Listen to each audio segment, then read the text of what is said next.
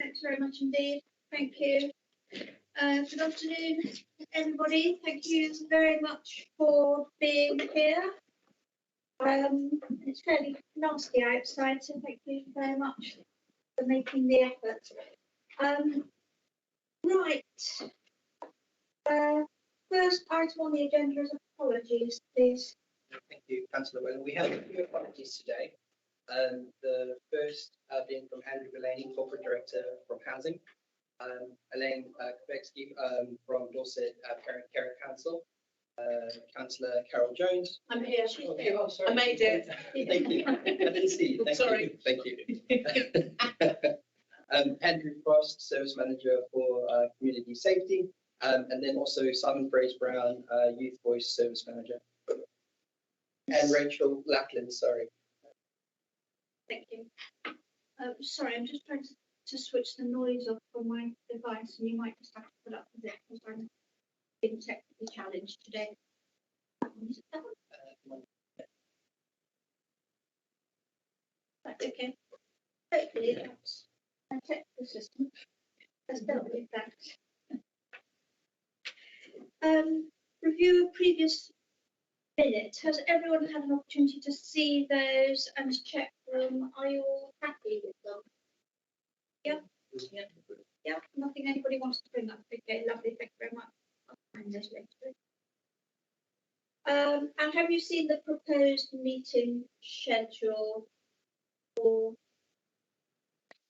coming 12 months? Yes? No?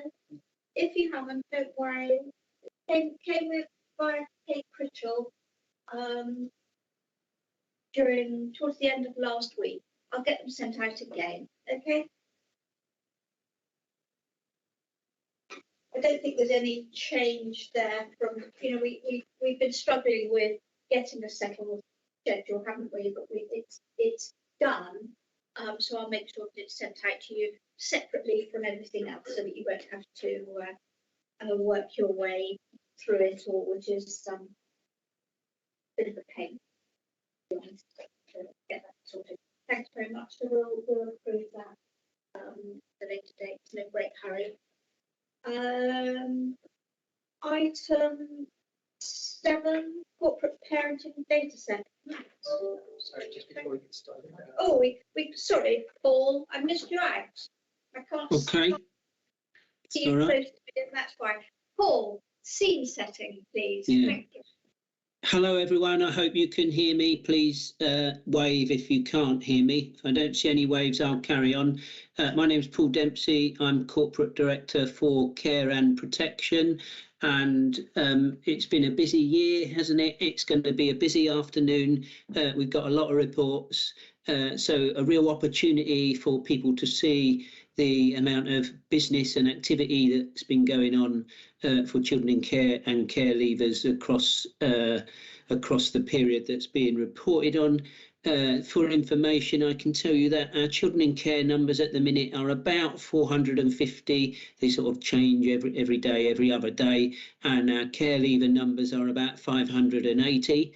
Our children in care population has been going down slightly, and it's also been changing in terms of the cohort of young people. And you'll note from some of the other reports that you can see this afternoon that actually the number of local Dorset children in care has been going down, and the number of unaccompanied asylum-seeking children who are children in care has been going up, and I think there are reports that give you the numbers of that. It's gone up, unaccompanied asylum-seeking children, from about 9 in April 2021 to I think 41 at the minute. So some changes in the cohort there, and we are looking to reflect that with the development of our services. It's been quite a year of development, trying to develop services for children in care and care leavers, and November has been a really quite exciting month, I think, because some of our work has come to fruition. Councillor Parry launched our first Mockingbird constellation this month in November, along with our director and foster carers. That was really exciting, and that's going to be a development that will be really good for children in foster care. One of our new children's homes has been registered this last month and has welcomed its first 2 young people into residence. So that's really exciting and that's going well. And we've really started serious work on our Staying Close project, which is a project for care leavers in residential accommodation and supporting them to leave residential accommodation when they're ready, and to be supported by members of the service who will stay close to them. So that's really good. One of the other key things that's happened this year is that you will know that there was the independent review of children's social care, and that could mean lots of changes nationally for children in care services and locally. We are still waiting for the government's implementation plan on that, but nevertheless we are getting on with quite a lot of the ideas that were promoted in that paper, including things like Staying Close and Mockingbird, and councils delivering and developing their own children's homes again. So that's just some of the things that I wanted to say. So thank you. Thank you very much. Thank you. Right. So, Thank you. Thank you, Paul, for that.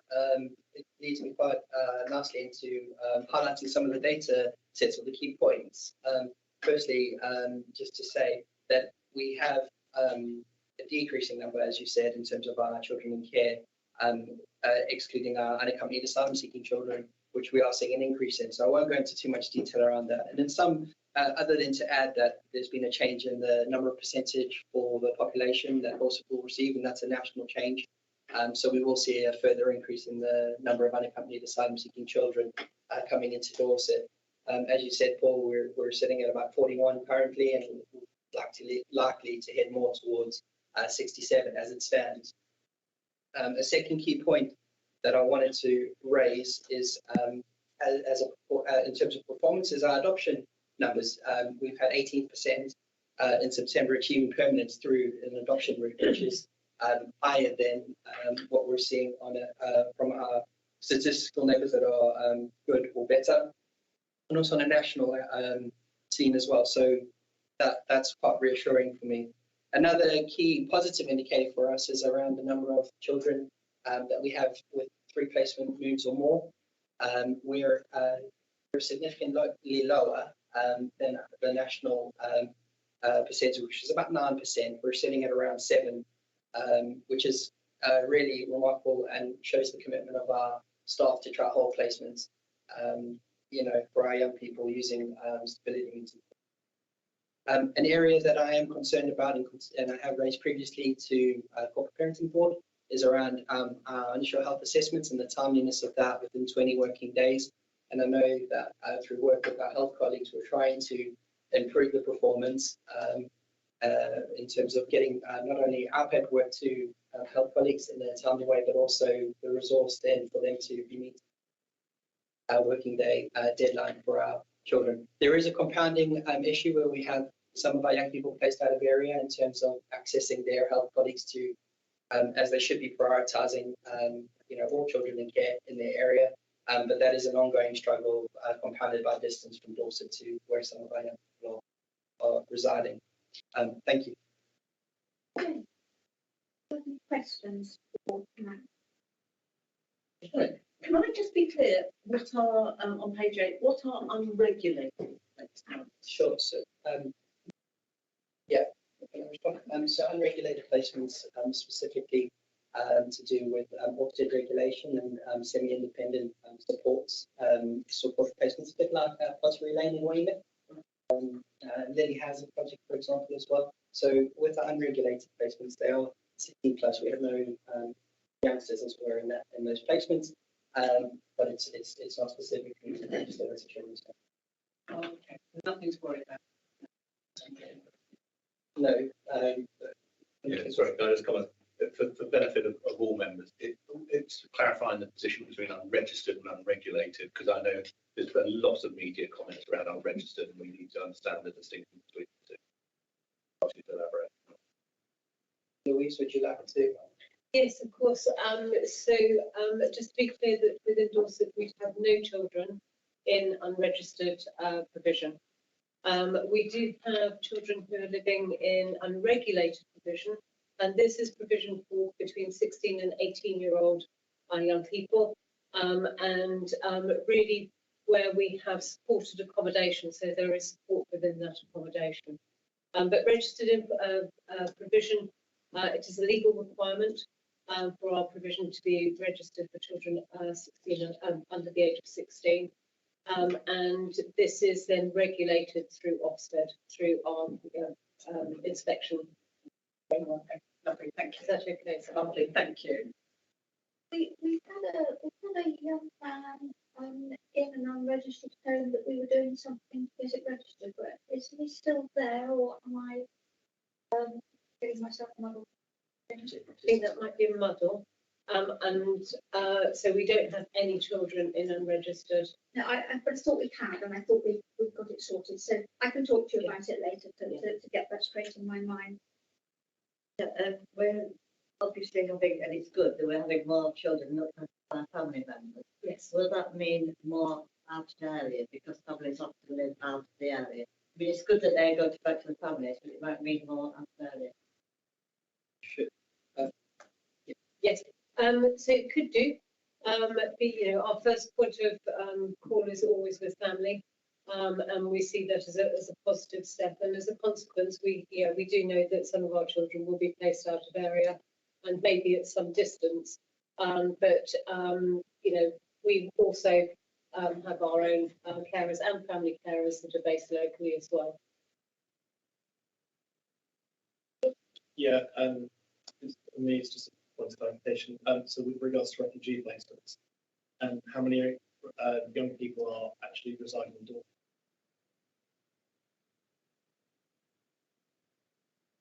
Because I remember there was a discussion of someone based in London. I think that some like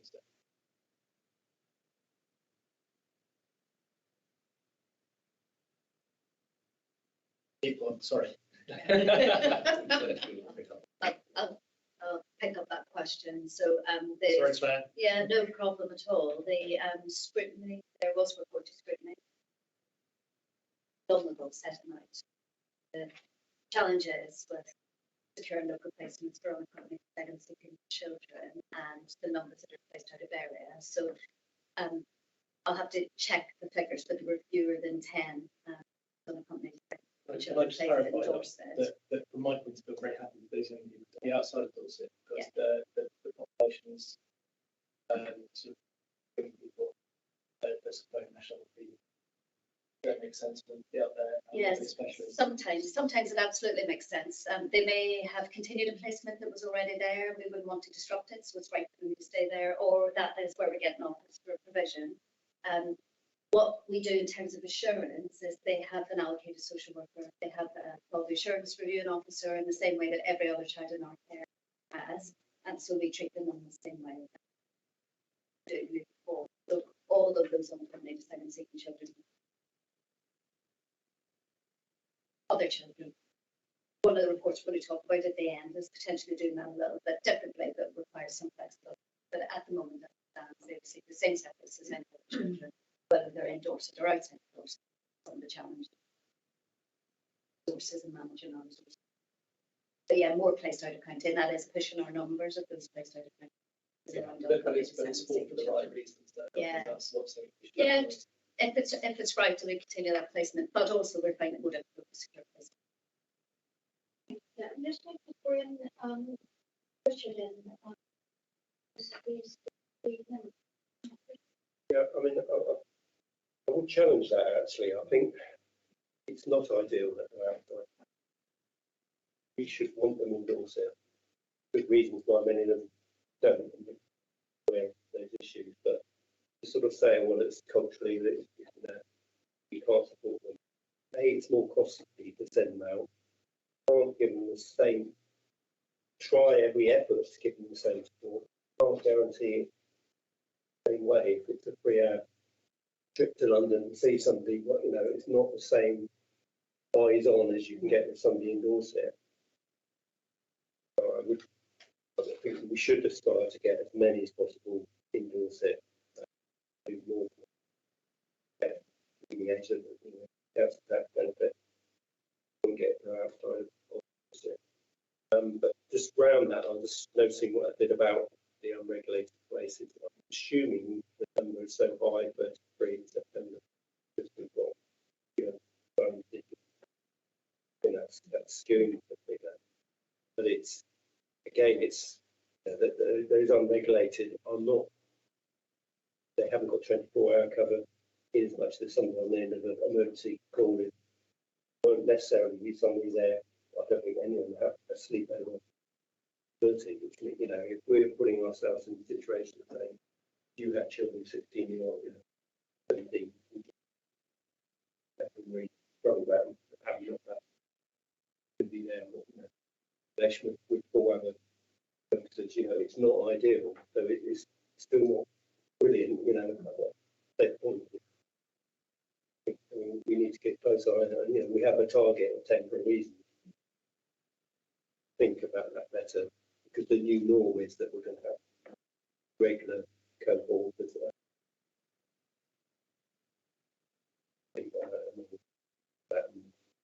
idea that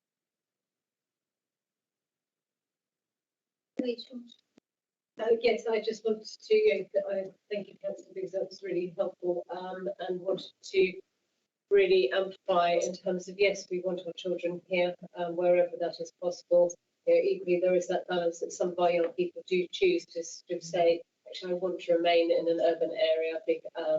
I have friends here, or I have extended family here.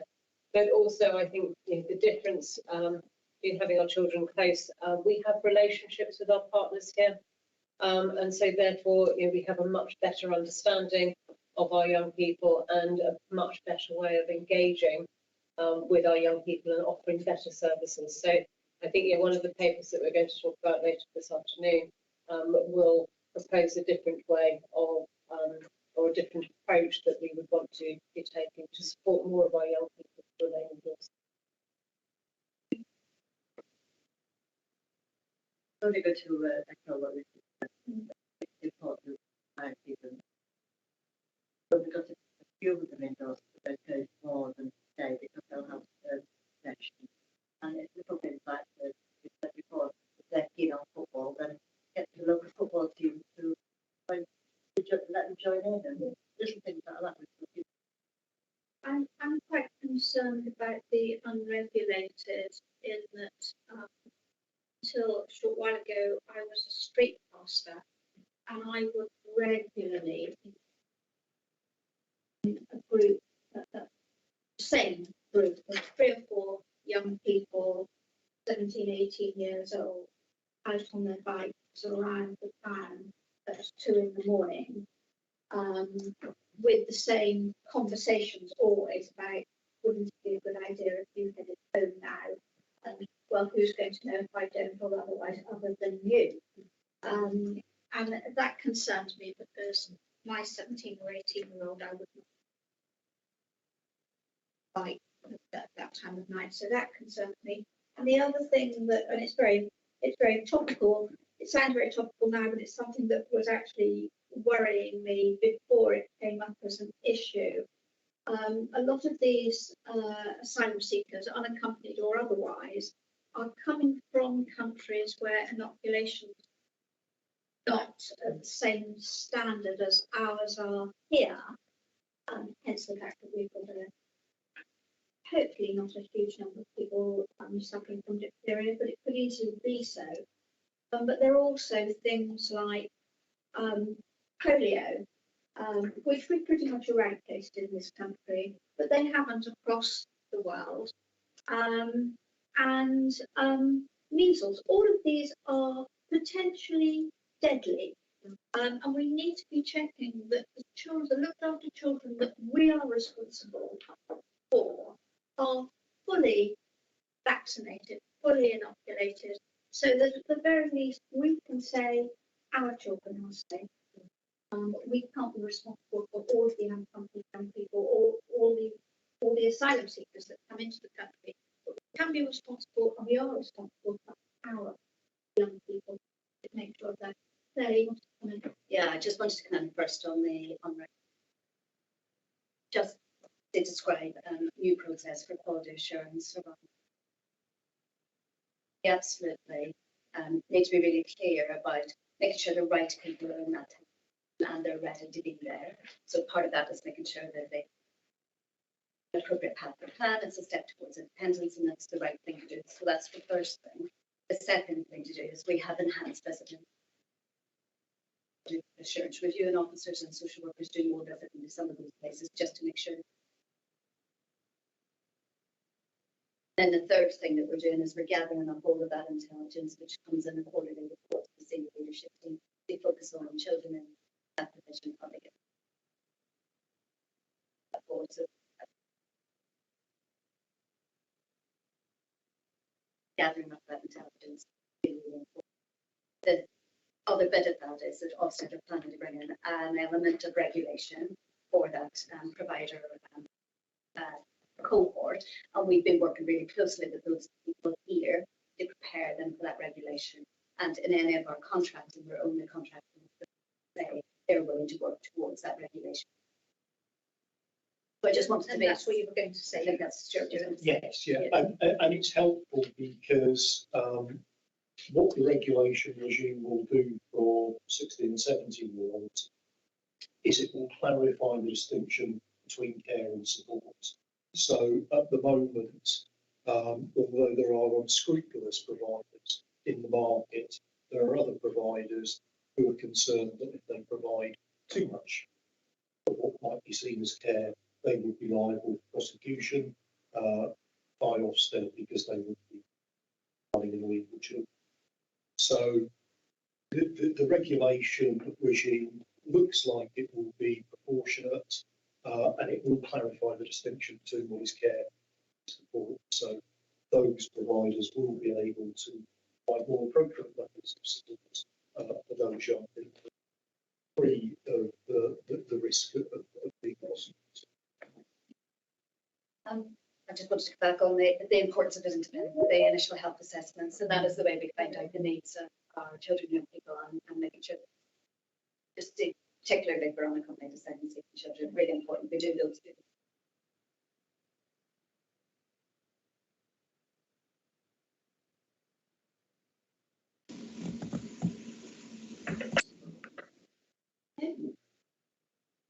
Sorry, just one very quick thing on page. Quite a large number of households resigning from the on the their bottom line. Is there something going a little bit wrong there? Thank you. Kerry Connell, Service Manager for Fostering Care, and just to point out that it's just joined us as well. Right, okay. Yes. Who wants to? Oh, whatever. Who wants to? I have no idea. Who wants to come in now? Oh, sorry, I'm not sure Kerry can hear us. Jerry, can you hear us? It's very difficult to hear. I sort of picked up some of that was about the number of households that may be resigning. Yes. Yes. Page 20 on the table sufficiency table. Just the last couple of months have had higher than average resignations. Yes, is what I would say is that with those households that are going, that those have been households where they haven't been taking regular placements. So, and I think that's very much reflected in our figures now, which is showing a very much improved utilisation rate, i.e. the number of placements against the number of households that we've got. So although, you know, it may seem slightly concerning that we're seeing that reduction in the numbers, is what it's actually meaning is that we are in a much better position, much leaner and much fitter, I would say, in terms of what we're presenting. Okay. Right. Anything else? Thank you, Madam Chair. I'm sorry, on page 15, it's about children who've had missing episodes. Notice figures on that remain fairly stable this time last year, but I noticed there is a slight increase.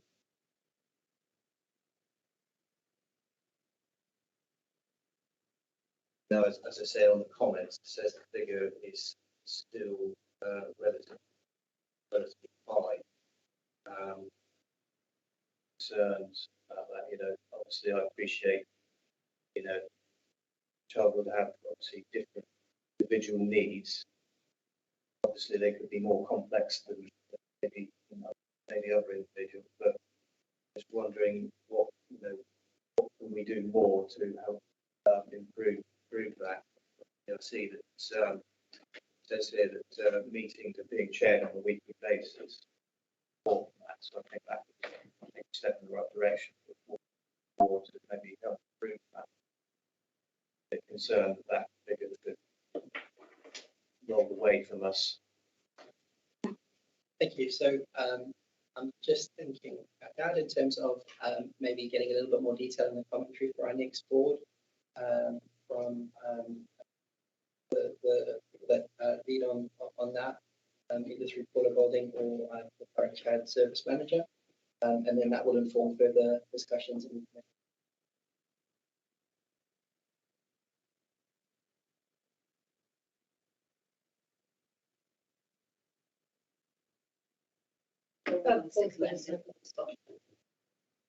Yes. You're on Mute, Paul.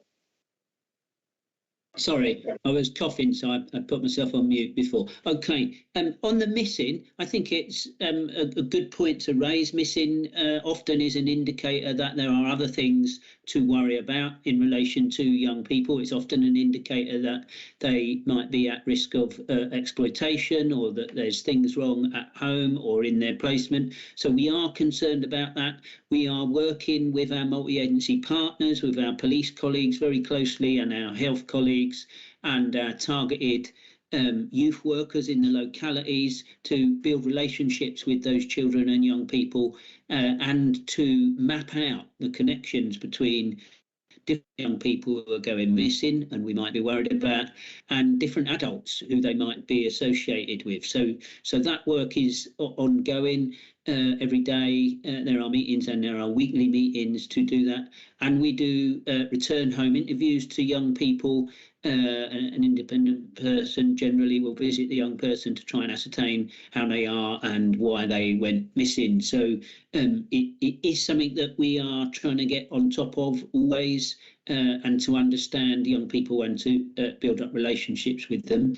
On the fostering question, just to add to what Jerry said, again, we are concerned about not having enough foster carers. So we do not have enough foster carers in Dorset. We are all striving to create more foster carers for children in care, because local Dorset Council foster carers are the best resource for our children in care. And we're working with the foster carer pool. Myself, Jerry and Louise met with about 50 carers week before last to talk to them. We are developing our Mockingbird programme. We are doing active recruitment activity to recruit more carers, and we are looking at proposals to make Dorset Council a more attractive place to be a foster carer, including their support package and their financial support package. So it is right for us to be concerned when carers are resigning. I think Jerry was right that some of those carers haven't been actually fostering for us, but we're working really hard as a team to recruit foster carers, and would appreciate any support we can get from corporate parents. We will keep you updated about our efforts. That's lovely, Paul. Thank you. You're breaking up a little bit there, but we got to the end of it, so that's okay. Great. No, thank you. I'd also like to say that work is also being undertaken alongside registered managers and responsible individuals of our other children's homes. So where we have private children's homes, because sometimes we are seeing that actually we know where children are, but we don't know where they're not where they're supposed to be. And sometimes some of our providers have been quite quick to do the missing report, rather than taking steps that we would automatically expect them to do in terms of actually going and finding that young person and bringing them home. So we are working alongside. The Harbour is offering support to some of those other providers in terms of having access to our embedded police within the Harbour, so that there's a much better understanding of risk for those young people, but also ensuring that we have a consistent response from our children's homes when children may be late back, or when they're, just being really clear about actually what are we looking at. Are you absent or are you actually missing? And understanding the risk in both of those contexts equally is important. Useful, thank you. Andrew. Yes, just picking up from a sort of member's perspective on the whole topic of missing episodes, and breaking it down parts. So there will also be individual episodes. There will be repeat episodes. The individual going missing. There's understanding the reason for that, but also perhaps we'll have to give consideration, because some of this will be very sensitive information, on how we discuss that to board. Because actually, look at some of the case studies. There's some fascinating multi-agency work that's gone in to secure people after we've had those interviews, we've understood what's going on in that, and why the certain behaviours have escalated, then are missing, and in some cases, very high levels of concern for their welfare. Opposed to a young person's happened to have stayed a bit too late out, but then they got home a bit late. Frankly, in all our childhoods, we've been guilty of. Not you, Madam Chair. Thank you. I'm glad you made that reassurance. Yes, no one advocate. Presumably some young people going, they are just copying a leader really. One goes missing and we'll go with them. Are they then separated or told not to follow this particular person? Yes, so for each missing episode, there, as Paul was saying, there is a return home interview, and within that return home interview, we understand the kind of context. So a lot of the time, young people are sort of describing, I was just out with my friends, or actually I was visiting family. So those are the kind of key things that come up again and again in terms of those themes. But where we have those concerning relationships, we will engage with our partners to disrupt some of that activity, and I think also offering something better that may be already happening here. So we talk about within the heart, those activities, that engagement with community resources, something that is equally exciting, but doesn't sort of lead into that higher risk. Is it more people go missing in the summer when it's better weather? They want to stay inside, but Funny you should say that. We have noticed that in the last month or so that actually the number has decreased. I'm not saying it is the fair weather. But... Chair's just suggestion, we used to, once upon a time, just police and just council gave us sort of results of why people going missing. It's worth sharing that data again, because it then, I think there's a pie chart that just came.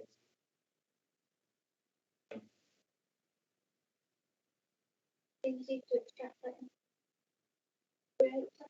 Is it easy to extract that information? Yes, we have dashboards. Yeah, I was going to say, we've had it before, so on time, haven't we? Yeah, I think then it just clear up the Jerry's also got his hand up. Okay. Jerry. It was just very quickly, sort of following on from the point that Paul made, and perhaps to reassure the board a little bit, we also have currently 9 mainstream fostering households in assessment, and we have 21 connected carers in assessment. So altogether that's 30. So perhaps just to reassure people, there is a lot of ongoing work. Thank you. Thank you. Right, are you happy to move on to the virtual school annual report? Okay. Right, I'm going to go for it. Annual item 6, annual report of the virtual school. Thank you. Jo Clark Richards and I are really pleased today to present the annual report for virtual school to you. I believe we have a PowerPoint to magically appear. In summary, what I would want to tell you is that we really believe that Dorset Virtual School fosters high expectations for our schools and our educational settings, and to support our young people to be the absolutely best they can be. And over the last year, what we have really tried to do is focus our effort in terms of celebrating our young people, recognising their successes. Every single week we do that. And developing the use of child voice within our work, which is something that we're continuing. We've moved from the year before, where we were embedding our basics, getting our processes in order, into a space over the last year and into this year where we're incorporating more creative approaches, more bespoke opportunities for our young people.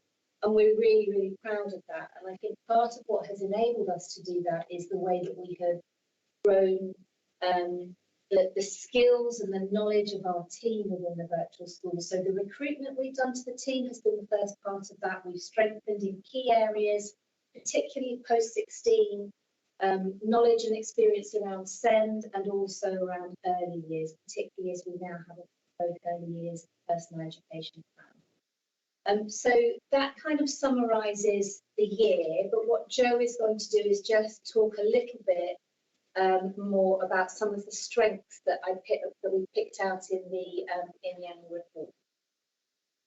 They are very tiny on the screen up there, but we can share this with you afterwards. But there are a number of strengths over the last year that we wanted to celebrate. But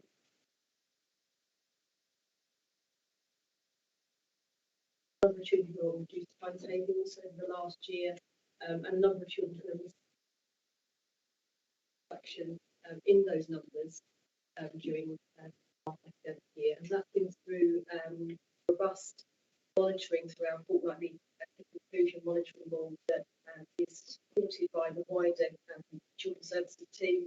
So we have representation on the EATS team, and that really supports the virtual school leads to encourage those children back into education and to find solutions for those children. Another area that I just wanted to draw your attention to,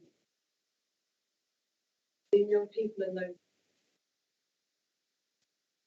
is the third year running that we've seen.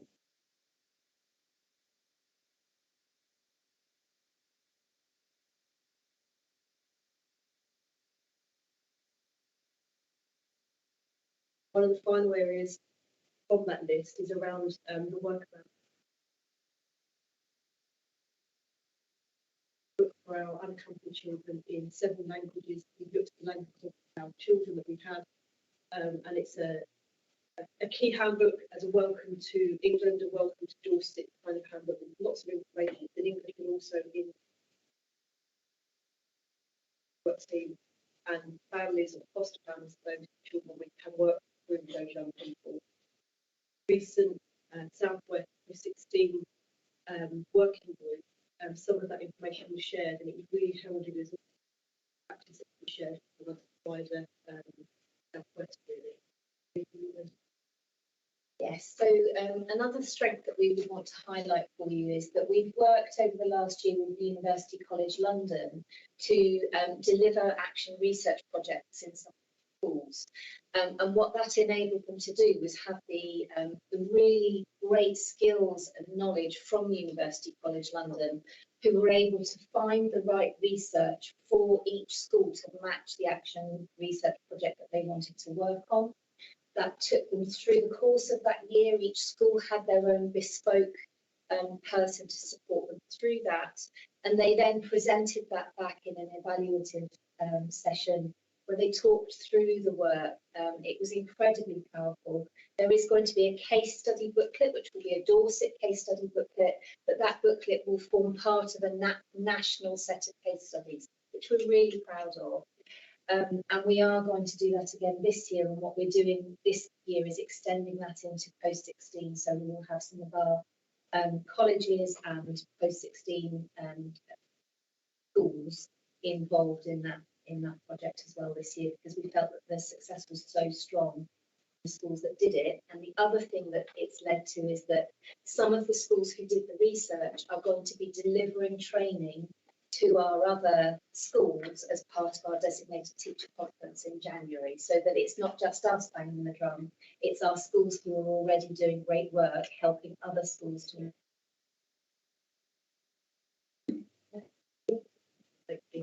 So our priorities for the year, we decided on 3 key priorities for our young people. First is around achieving educational stability, and below that there are a number of outcomes that we are planning on meeting this year. Ambitious targets, but actually we have to be ambitious for our children and young people.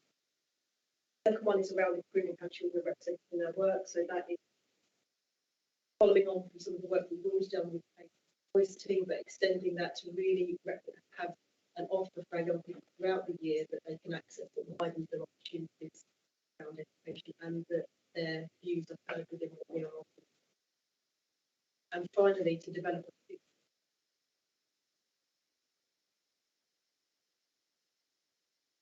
events, and we are going to talk on this just around one of them after the partnership. Yeah,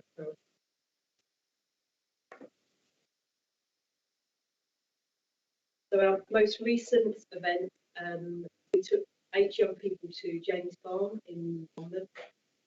Children were aged between year 8 up until year 10, and were chosen from the virtual school team because they were finding school a bit tricky, needed some support with confidence, with resilience building. We had 5 members of the team support those young people during the week. Amazing. I came back and I don't think the smile came off my face for about 3 weeks. It was absolutely brilliant. The young people thrived.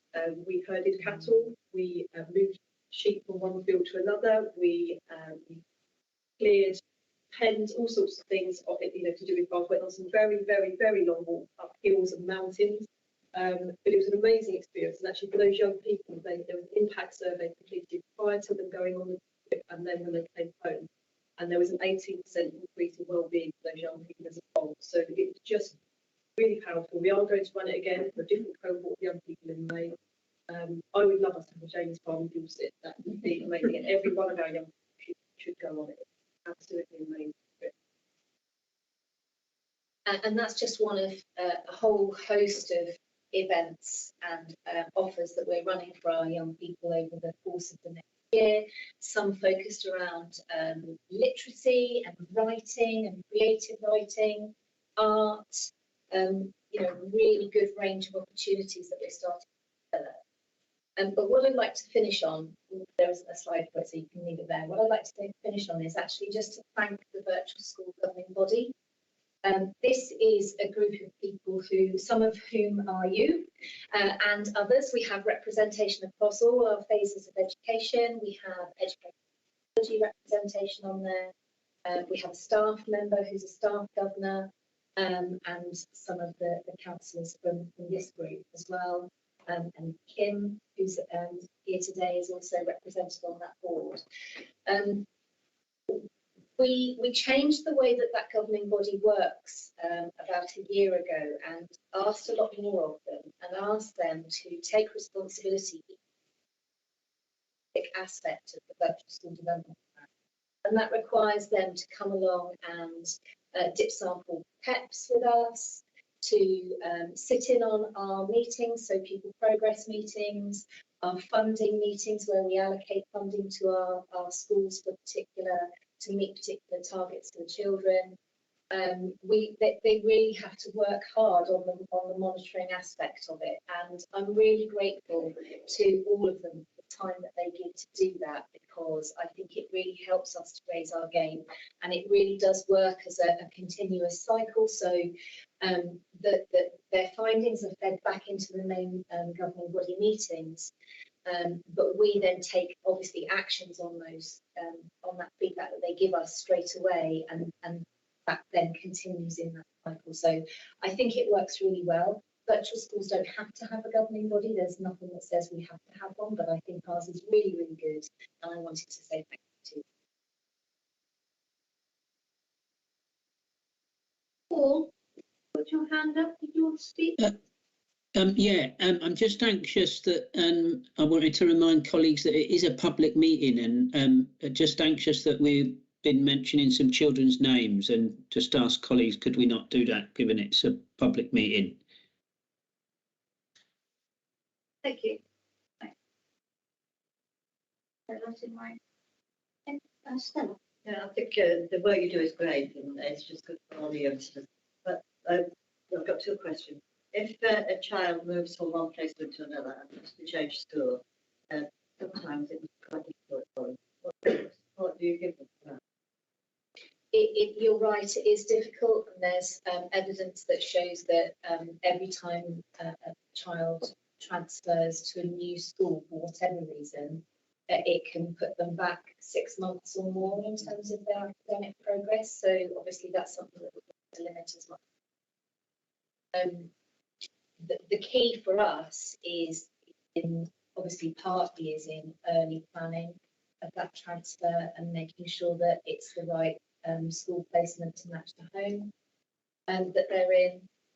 When the child has an EHCP, obviously there's a statutory process that has to be followed, and what we're trying to help our colleagues both in Dorset and in SEND teams in other locations to go faster than the statutory timescale when it's a child in care, so that we can make that happen as quickly as possible. And then obviously the personal education planning process is really, really key to making sure that the support that they then get when they are starting in that school gives them what they need. And that will be decided through that personal education plan, which there'll be a meeting when they move into the new school with the new staff, if possible with previous staff from the previous school as well. And we can put in place the support they need, and that could be a whole range of different things that it could be. I don't know. Depends on the young person, but some of our young people, it's been around adding in play therapy to support that young person to access. Others, it's been around some one-to-one support around mentoring kind of for a period of time. It's really through the child's voice is what that child is asking for. Ambitions to. We know permanent exclusions from schools has gone down a lot. There are lots of temporary suspension and a lot of the issues that are temporary suspended time after time. What can we do to stop, one child be suspended, go back to school and be suspended again and again and again? I know it's not just children in care, it's all sorts of children. So we had no permanent last year, but we have had a number of suspensions. Most of them at school, we fortnightly. Every time a child is suspended, there'll be a reiteration.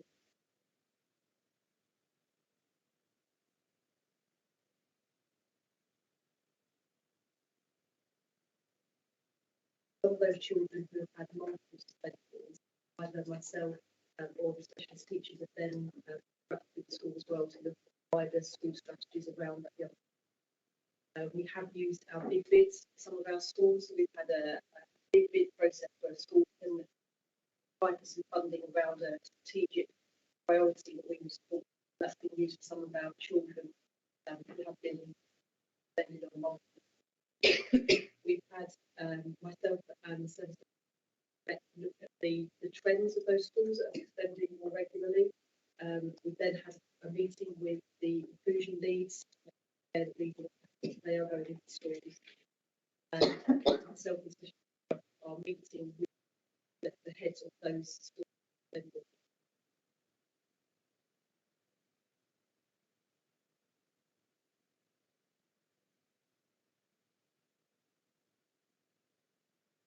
Yeah, and so in terms of at our VP January, one of our workshops is around in terms of suspensions, and actually Kim, who's on the call, is going to pass work that I can use around children and in terms of suspension.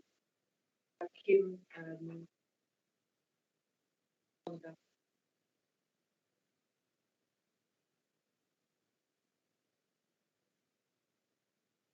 Showcase of outstanding practice and the impact.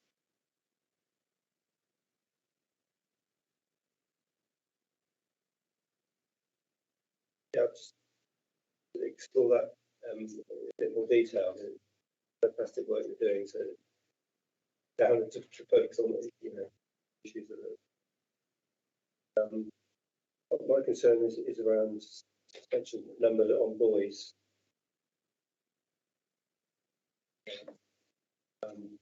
We'll make assumptions why that being mistaken and get.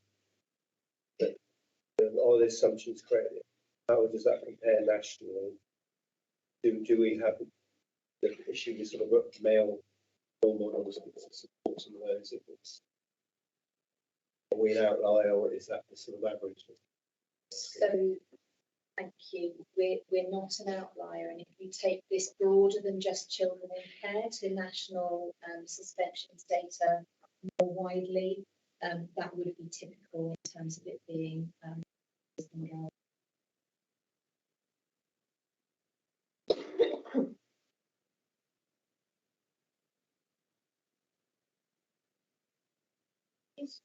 I'm actually still putting. I think what I really like is I love the school post. I was looking at some premium and spends. What's nice to see that there is that panel that evaluates the money. My concern is that actually with some of the spends and the tuition, how do we ensure that we're using premium wisely and not breaching the HCP education and health? Yeah, I was right. Are you asking how we don't spend people premium money when it should be EHC money? Yeah, exactly. Yeah. So the pupil premium funding will be for additional and different, and it will. We're very careful when we look at the funding requests to make sure that it's not something that we think actually should be paid for out of the EHC money. It's one of the things that is part of the decision-making process in that. Yeah, no, it's all right. I can just see that there's got lots of right thing about your person. Maybe I'm just thinking, oh, is that coming from the right funding stream? I think it's my challenge. So it would be in addition to, so the young person would still be having their 25 hours of education in school, with the additional support that they require from their EHC plan, and then they may additionally be having, for example, some maths tuition at the end of the school day to help them reach their target. Does that reassure you? That does reassure me. I was reassured anyway. I was just Thank you. Okay, can we go on to item 7, advocacy and independent visitors? There's the yes. Thank you very much. Thank you very much for inviting us today to give the report. Obviously, the report's been circulated. I'm Claire Denby. I'm the senior advocate.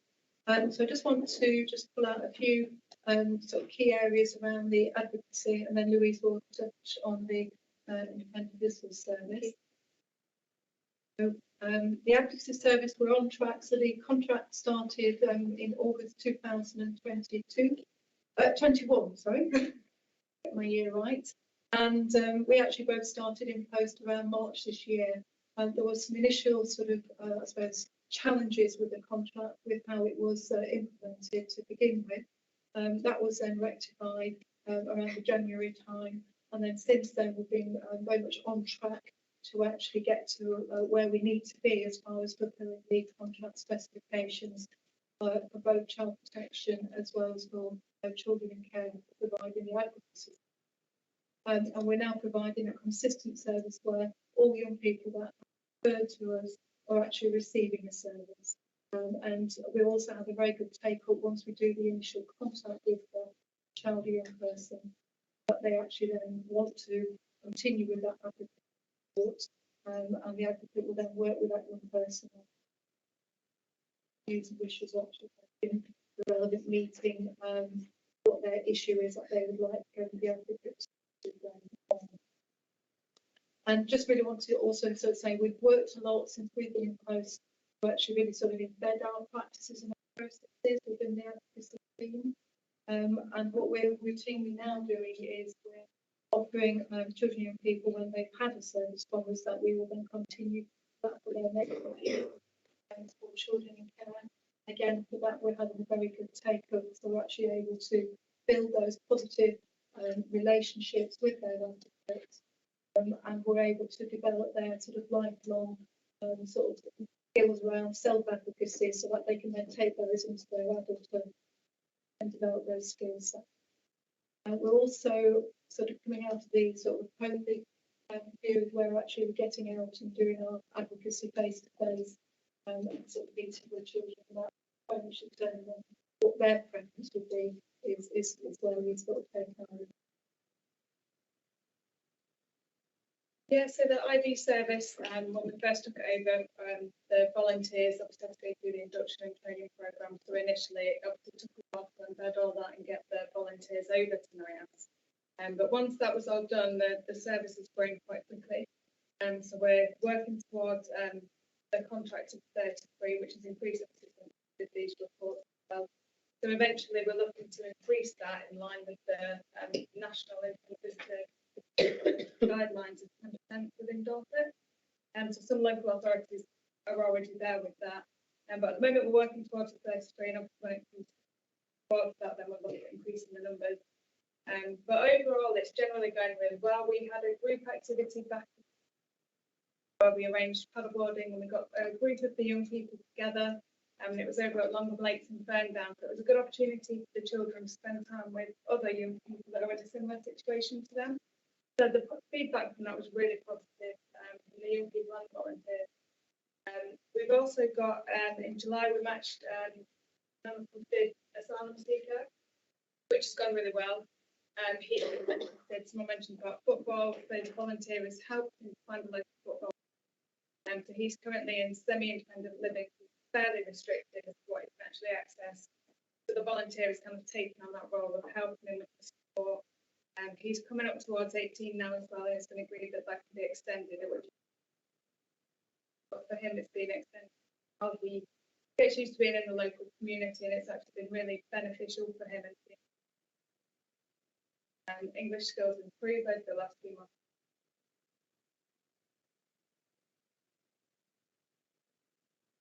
If I can just touch on, I suppose, the work that we've been doing with services as well. So we've been getting out and doing lots of team meetings, meeting with the specialist teams to really raise awareness of advocacy and what the service was, and supporting sort of the quality of the advocacy referrals as well, so we can get there in right into the person as quickly as we possibly can. And then we're going to be working very shortly with the children care team to look at points where we can actually be more proactive in actually engaging with children and young people. So whether when they first come into care, so we're looking at that in the next few weeks and putting a programme in place so we can capture those young people and start their journey around advocacy as early as we can. And then I'm also working with the commissioning team to make sure that we're sharing data and that we're able to sort of see where we are as far as continuing to sort of build our referral, the number of referrals that we get from it. Yeah, the other thing that's worth mentioning at the moment is in the report we've got about the My Things Matter campaign, which NIAS has been leading along with. They won an award for it, and the work that Ben Twomey does within care is just amazing, and it is very innovative and proactive, and it's genuinely making a difference. That's us, it is NIAS as a whole, and the work that they're doing is really well done. It'd be good to know how that contact with our children in care as they come in progresses as you go forward. I just ask, do we have young people on a wait list waiting for an independent? The list has gone right down, so we're now at the point where we were trying to work through it, make sure people weren't waiting too long. So we do have a few young people that are waiting on this. We've got a few volunteers going through quite quickly, but we're now looking at starting to increase referrals. So work a bit more to try and increase referrals to get things. I'm pretty sure most people generally out there don't even know that it's surprising. So I just wonder if we can't do something through social media. Just we understand what you're looking for, who wants to be matched, what their special interests are. I'm sure we could push the boat out a little bit better. Just wondering with that, Carol, we're on Facebook all the time now. We're getting these really fantastic messages about find out more about being a foster parent. Some people, that's just too much of a commitment. But the idea of effectively befriending,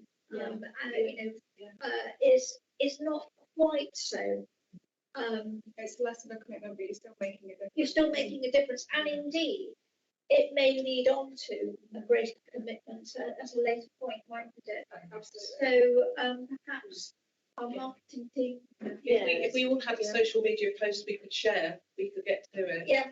If it comes up, I mean, I share the fostering things on a regular basis, and I'm surprised by the number of people who do interact with that. So if we could, Yeah, absolutely. Should we work together? Yes.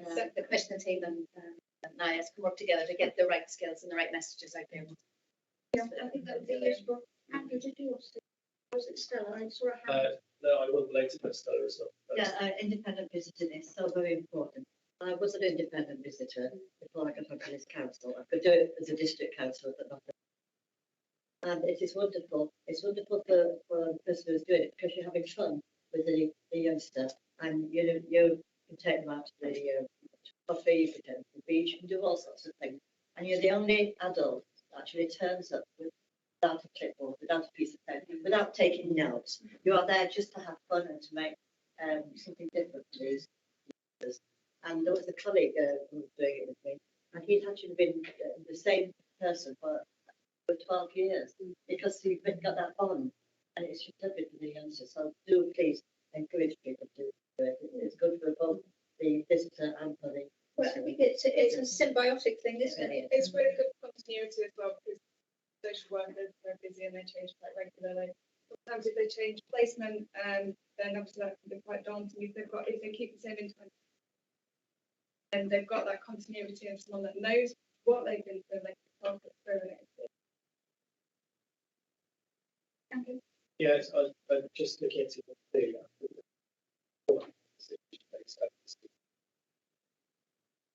42%.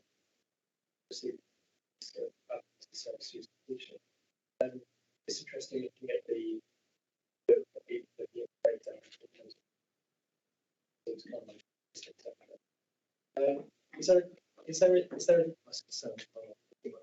Is there a I think where I'm concerned about is that what sort of young person is following through with the service? Are we seeing that we're seeing more business like a lot of young males drop out, but waiting for the advocacy? Is there a breakdown? I think is really where I'm going. I think probably what that speaks to was the first sort of 4 months when it was an opt-in and we were inundated and every young person was referred to us. Okay. So I think that's probably not an accurate representation. That's true at all. No, so if you look at the last quarter, which was the July to September this year, we had 9 young people who declined that service. Well, not declined, sorry, 9 who didn't take up the offer.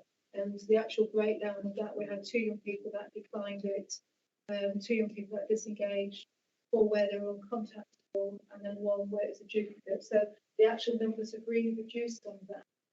And really it's for a variety of reasons. So sometimes and that's why I've been working closely with the social worker to make sure that we get as much information on the referral as possible, so that where we can remove the barriers, say, to making contact, we can do that. So I think that's come really down. And also what we're doing now is where young people come into the service, we're actually creating the sort of next set of appointments for them. So we're actually moving it away from the social worker needing to do that, which means we're building that consistency and there's going to be less of a dropout. If I may, I'm just going around the issues around being unable to continue in person. Is it the expand on? So that can be where on the referral we get some contact details, which could be young person's contact number, it can be their foster care that person, and we will make contact with them. We do several attempts on that. If we're struggling to get an engagement with that response from the text message, we will then go back to the social worker and check out, is there another number or is there another way we can try and make contact. So we're doing every effort we can to sort of make contact. Sometimes young people just disengage from the service, but we always try and clarify that with the social worker.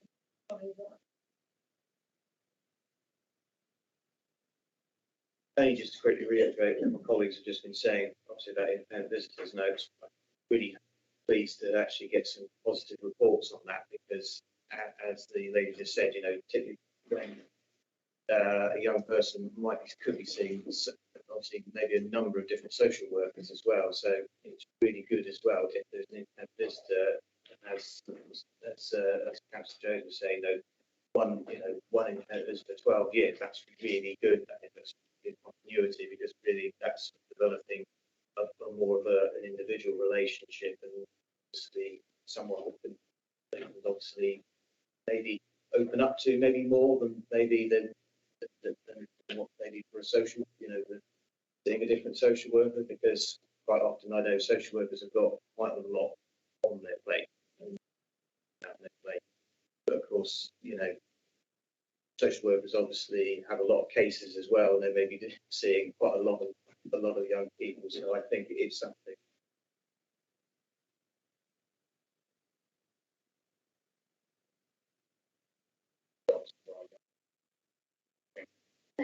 Yeah, I just wanted to come in and say we are in a much better place than we have been years gone by about continuity of relationship with our citizens. Really well with that, as well as our quality assurance reviewing officers who stay with us. So I think we're blessed with quite a bit of improvement right there, and also the caseloads are really well managed. So, but it is really important that we have it if they offer something different and additional, as well as some of those things. So really, really supportive. And I know once we've hit that number of 33, we'll look and say what next and how do we grow that, because it's really important. But social workers doing some great work and managing this relationships, and this is additional to and really important. No, I thank you for that, Ben. No, because obviously social workers, they are doing amazing things, and it just, what else can we do to help try and ease the load off of them? Because quite often, if they've got a high number of cases, that then obviously then lead to problems as well, where they get placed under a staff. Yeah. And lead to other issues as well. So things like this can amalgamate the two together, could work really well. That can help to obviously make the workload more manageable, make it sustainable in the long term. Absolutely, and something we pay really close attention to around managing that. Yeah, absolutely. Thank you.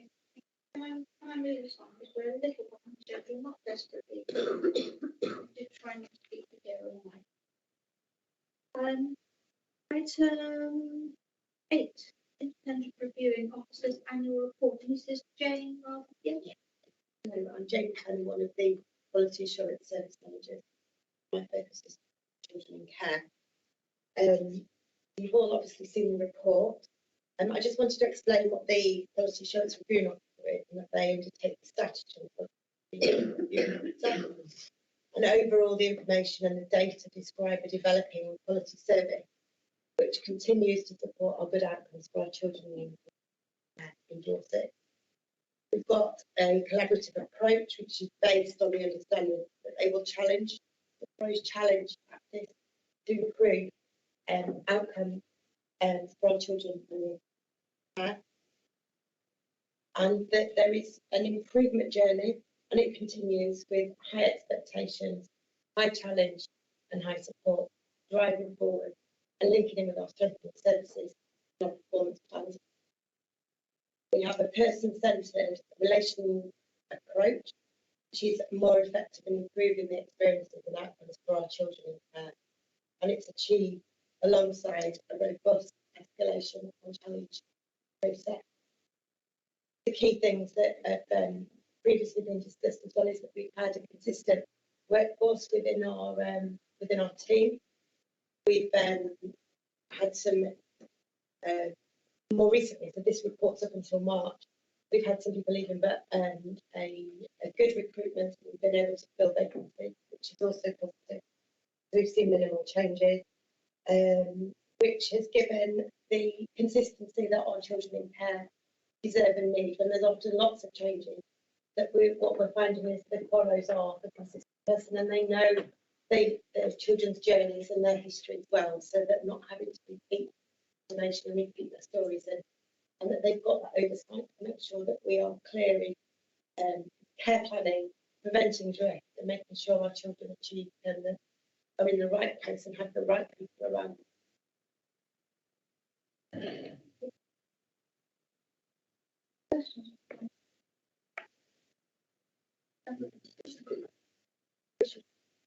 And on some of the details, page 98, and on their publicity, whether that covers Dipsy and Fabula and stuff, but are we giving them a necessary focus? Are you able to tell me which page it is on the report? Because I haven't got it. 12. Page 12, yeah. On graphs, obviously, as we expect, it won't be wide population, but about it will be mixed other, I would imagine. It's not specifically on our data set. I think that's an area that is a concern to me, that they're sort of slipping up the net, and there's some good work going out there to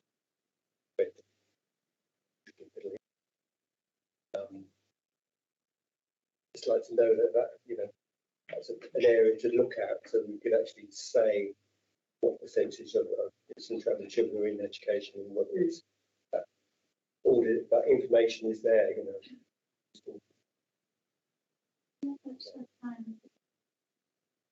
Yeah, if that could be, I'll obviously put you on the spot, and I don't expect you to answer that. If you just yeah.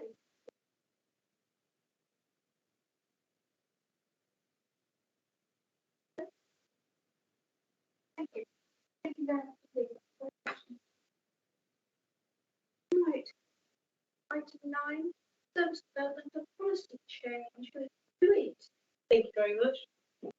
So this paper sets out our plans to increase our capacity to care for and support our care leavers and unaccompanied minors, and also really outlines the policy change that is required to do so. What we're really wanting to do is to develop an operating model for unaccompanied minors that uses capacity in good or outstanding boarding schools, provide education and term-time accommodation, and also uses the school communities to host unaccompanied minors in school holidays as connected persons. In order to do this, we need to seek an easement of specific regulations and guidance, and we are engaging with our Ofsted colleagues to have those conversations.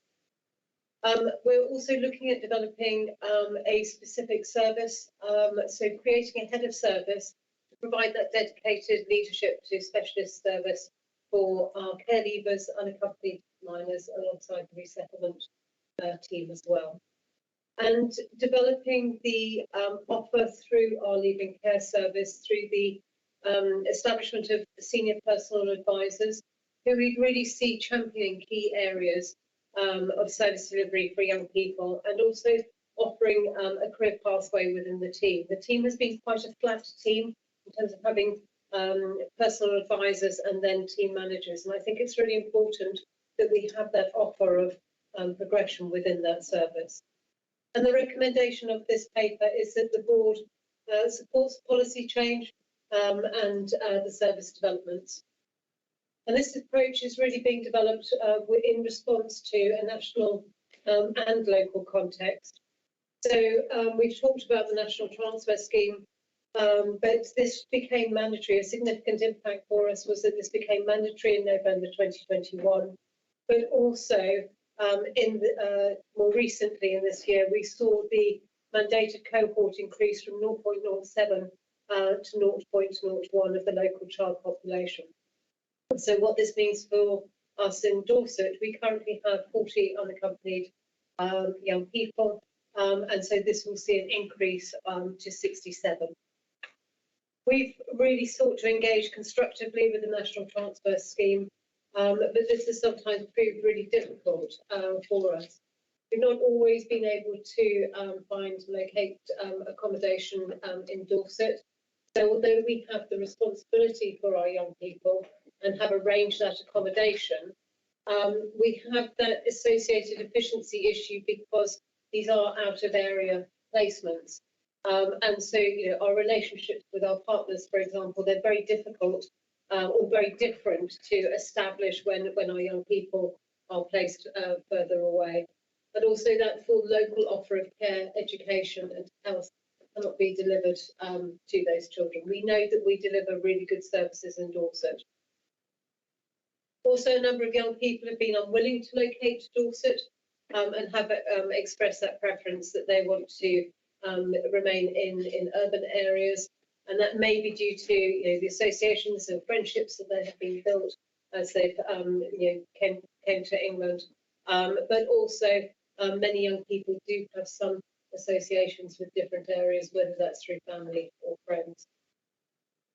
Also, our experience is really reflected. So in the Competition and Marketing Authority report that was published in March 2022, which highlights the challenges that are being experienced nationally due to a market that's quite often over-reliant on private sector and also local authorities having that limited leverage within the marketplace. We've talked about the independent review that has taken place, and we know that that will have some impact on shaping services going forward.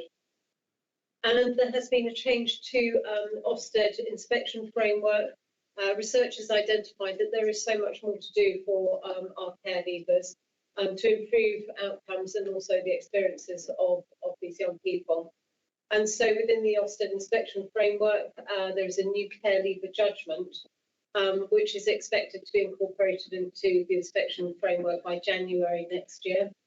And we anticipate that and our inspectors will have a clear focus on this, particularly focusing on transition, so young people as they move from being in care to leaving care. And then within the local context, so beginning of 2022, we've seen an increase in the number of children in care in Dorset, but as we've heard, that isn't, we've actually seen our Dorset children in care population decrease, so very much seeing the impact of that national transfer scheme because our numbers have increased as a consequence of the increase in number of unaccompanied young people coming to Dorset. But as a consequence of that, there'll be an impact on an increase or requirement for an increase in the number of social workers and also independent reviewing officers as well to ensure that caseloads remain within the required or the agreed limits that we have established in Dorset. Very much within our teams, we see very low caseloads, which really supports a really good social work delivery for our children in care. Also, the Children and Social Work Act of 2017 has extended the service offer to for young people leaving care up to their 25th birthday.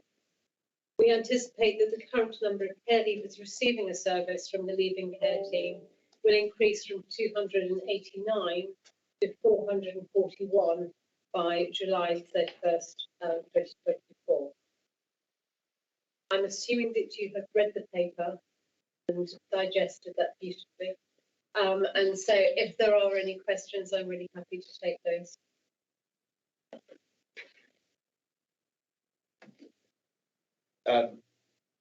Maybe not sort of a question, but pleased to see on the future developments about obviously setting up the staying close. Yes. That is, I think, definitely a good step in the right direction. I'm glad to see that we've been awarded a grant for that. Does that funding come from central? Is that from central government funding? Have we received that funding? Look over to Yes, my we've had colleagues. the first chunk. We've had the first chunk, right? Yeah, we are required to provide regular reporting, so the work is very much underway. Good. And we have engaged with a number of colleagues in really landing this. We see it as a very positive step forward, building those relationships and also recognising that the relationships that young people make within a children's home. It's just wrong to have that cliff edge at the age of 18, but we want to provide a framework within which those relationships can continue. And I think Stay Close provides us with that. And I'm assuming that growth, obviously the grant's been more about funded for 3 years. Yes. Are we confident that we can keep to that budget for 3 years? You know, sometimes the estimates can go awry. I think it's actually more of a challenge to ensure we spend the money. Because it will be a challenge for some providers to actually have the determination to stay close, and you know, the circumstances might change. So we will just be monitoring it very closely. And our ethics is good people.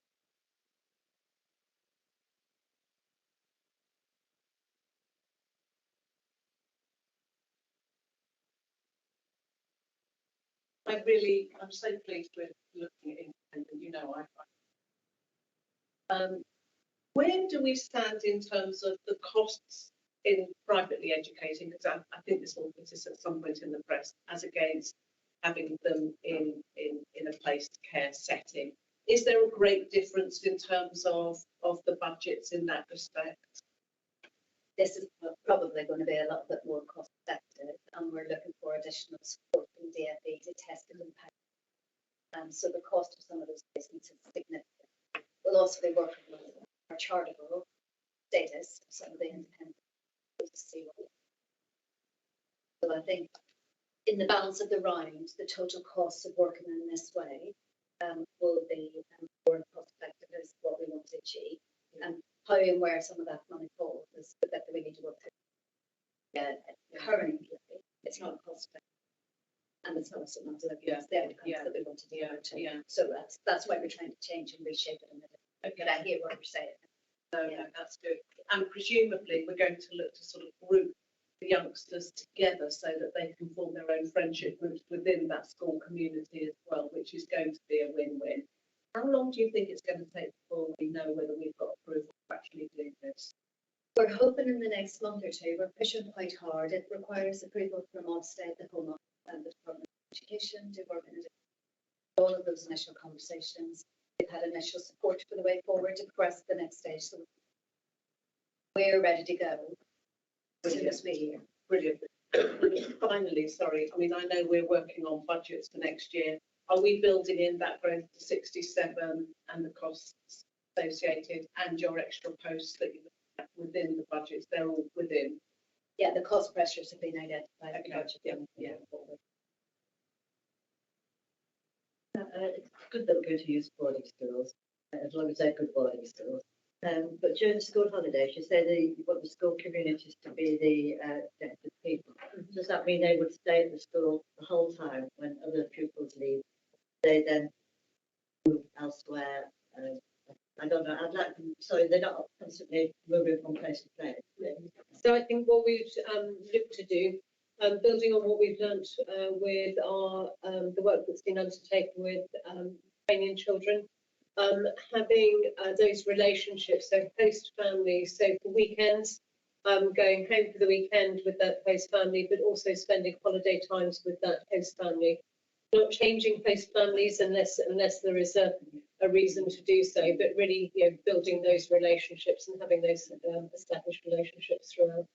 That's very good, because that's outside the school. Yeah, yes, yeah, so not remaining within the school environment the whole time. Yeah, so I'm just reading through. It seems to be the push.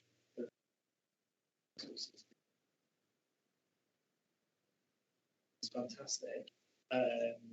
It would be good if we were still able to. I'm still reading through.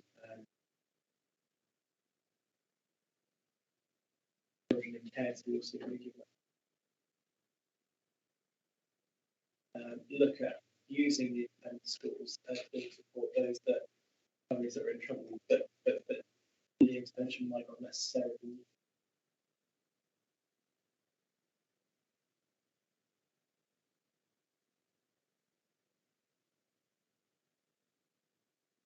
Concern. Yeah. Yeah, there is a national scheme around independent schools and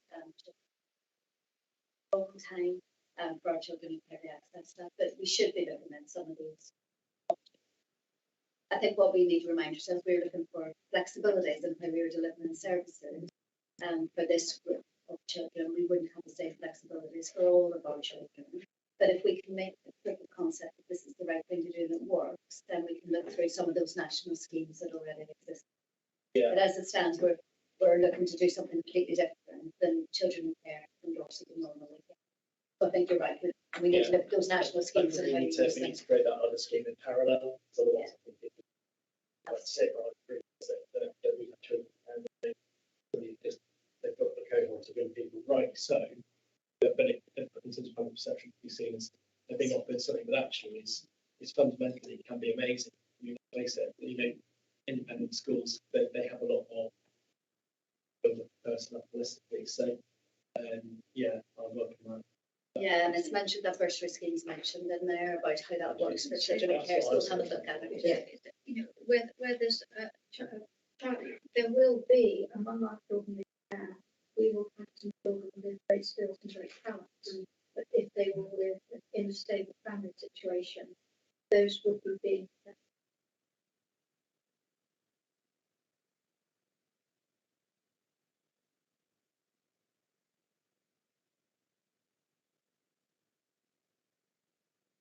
Right thing to do.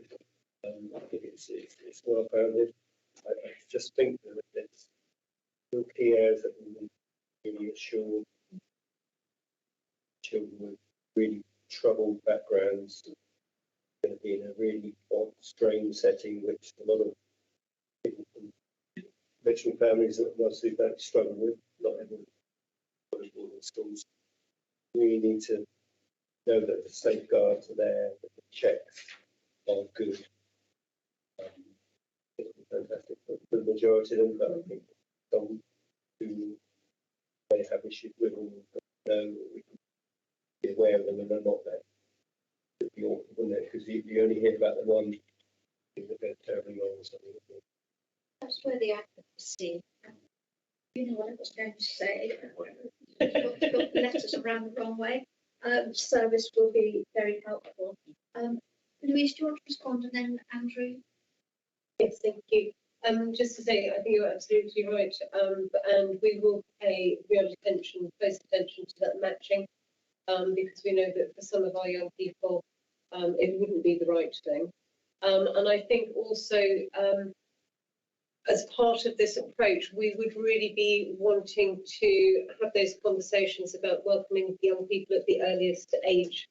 So thinking about our young people at the age of 14, so identifying those young people, having those conversations with the Home Office and taking our group of young people from that age cohort really, because then that will give us a real opportunity to have the greatest impact, I think, improving those outcomes.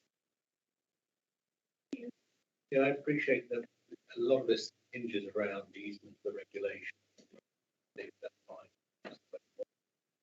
I hope it does. But actually, when you sort of break it down, you go, well, for very many years now, we use independent schools for education.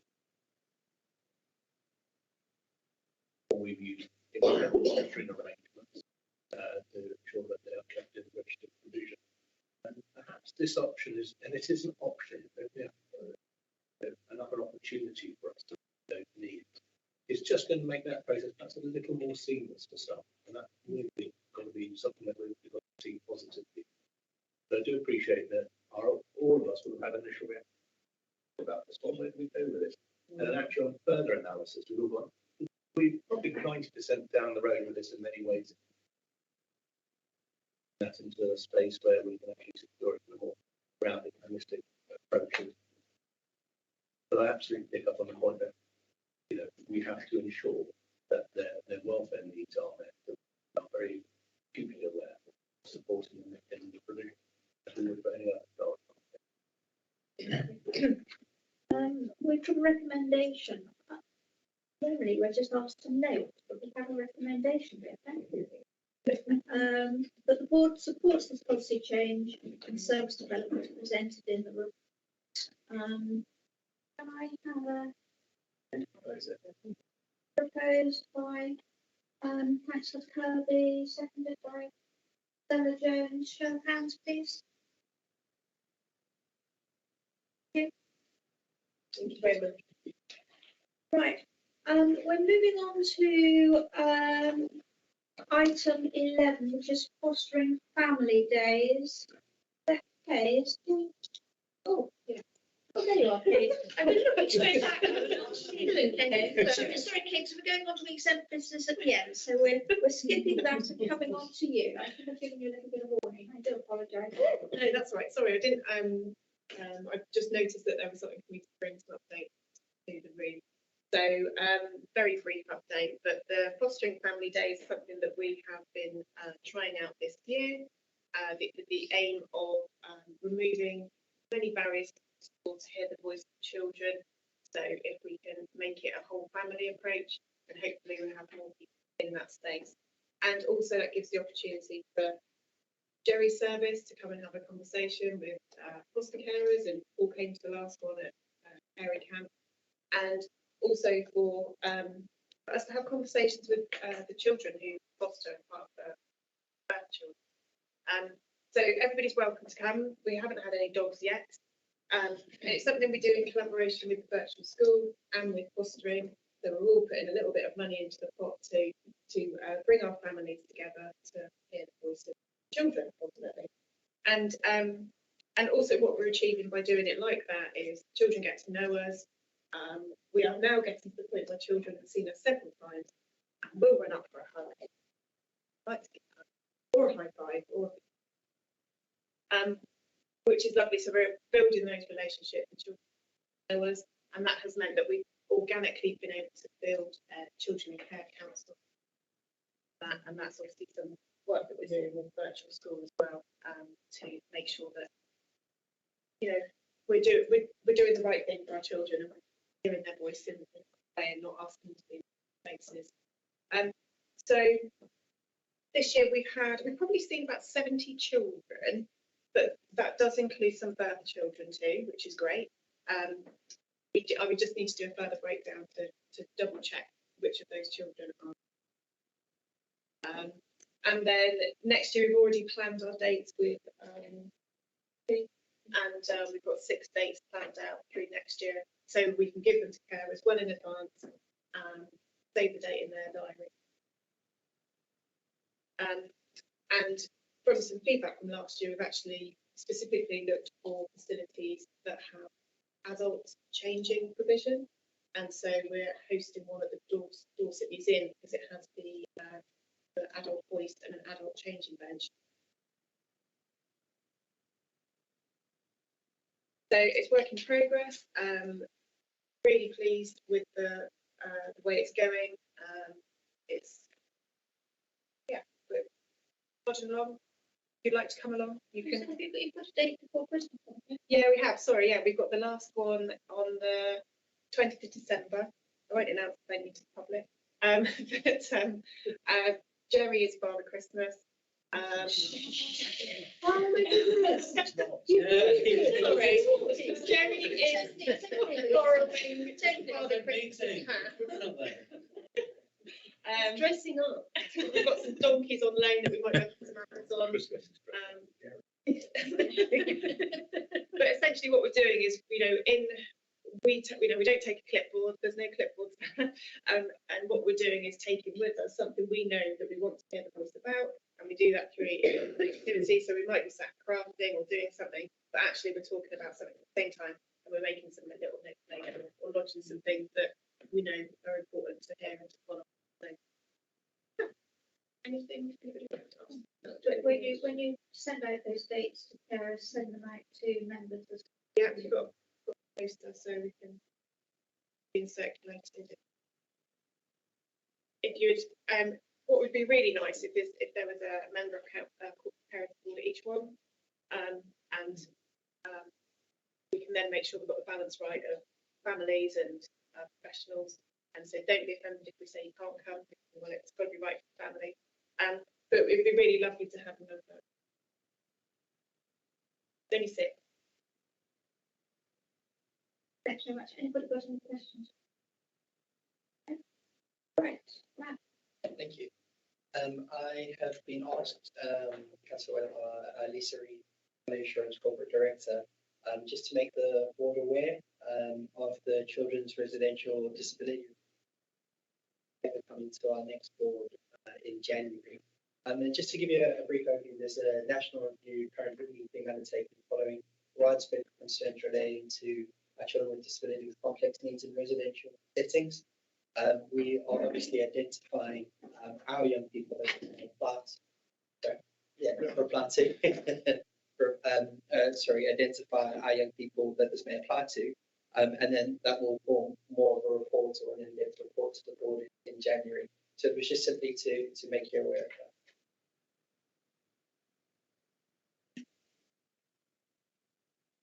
As you're all aware of that, we now need to go into, well, do you want to do the next meeting next? And then? Yes, I might as well just take that opportunity, Councillor. So our next informal workshop event in corporate parenting was on the 19th of January, and we have then the next formal corporate parenting board on the 27th of April.